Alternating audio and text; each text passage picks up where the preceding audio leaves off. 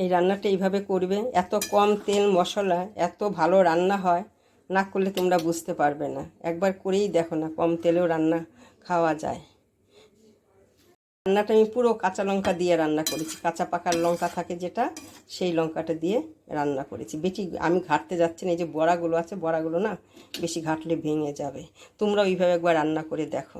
আমি নিয়েছি এই যে ঝিঙাটা আমি নুন দিয়ে একটু মেখে রেখে দেবো, তাহলে কী হবে, জলটা বেরিয়ে যাবে, তাতে তাড়াতাড়ি আমার ভাজা হবে।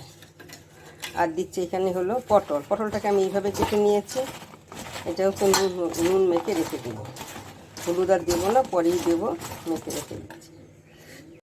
এই যে অল্প তেলে আমি এই পটলটাকে আমি ভেজে নিচ্ছি।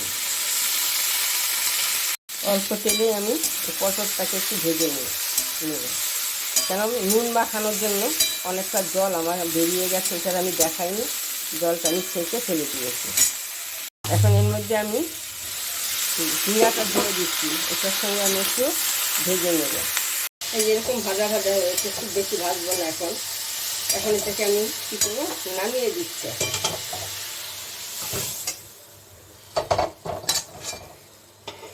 এখন এখানে আমি এই যে ফোড়নে দিয়েছি, তেলটা গরম হয়েছে, আর একটা তেজপাতা। আমি একটা মশলা করছি, এর মধ্যে আছে আদা, এই যে কয়েকটা কাঁচা লঙ্কার মধ্যে পাকা থাকে, পাকা লঙ্কাটা, আর হলো আমন্ড বাদাম, আর কয়েকটা বাদাম, এইগুলো আমি একসঙ্গে পেস্ট করে নিচ্ছি। এখন এখানে আমি হলুদ দিয়ে দিচ্ছি। তেলে হলুদ দিলে সবসময় না কালারটা দারুণ হয়, এই জন্য পুড়ে যাবে, মশলাটাও আমি দিয়ে দিলাম।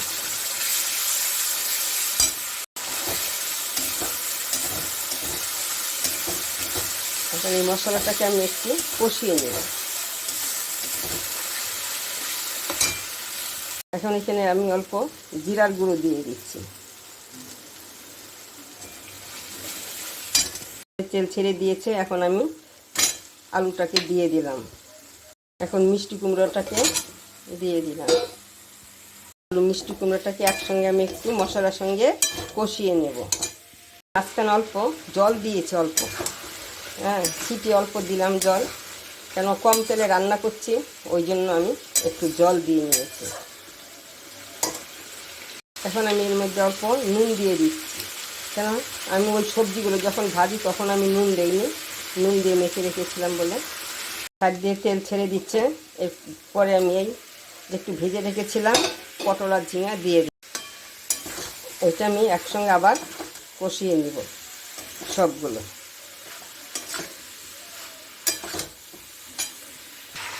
এখন আমি এটাকে একটু ঢেকে দিচ্ছি। আমি মাঝখানে কয়েকবার নাড়িয়ে দিচ্ছিলাম, কেন নিচে বাদাম আছে, নিচে লেগে যাবে। এখানে মটর ডাল আর ছোলার ডাল আমি 2 ঘন্টা আগে ভিজিয়ে রেখেছি। লঙ্কা দিয়ে এটাকে আমি এখন একটু মিক্সিতে একটু পেস্ট করে নেব। আমি রান্নাটা সরষের তেলেই করব। এই যে বড়া ভাজছি, এটা নুন আর হলুদ দিয়ে মেখে বড়াটা ভেজেছি। মটর ডাল ছোলার ডাল একসঙ্গে আছে, আর কাঁচা লঙ্কা একসঙ্গে আমি পেস্ট করে নিয়েছি। আমি বড়াগুলোকে নামিয়ে নিলাম।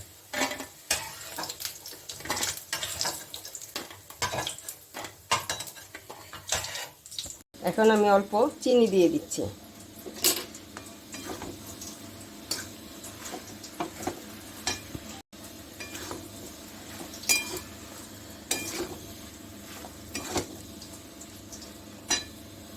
এখানে আমি অল্প মিক্সি বাটি ধোয়ার জলটা আমি দিয়ে দিলাম।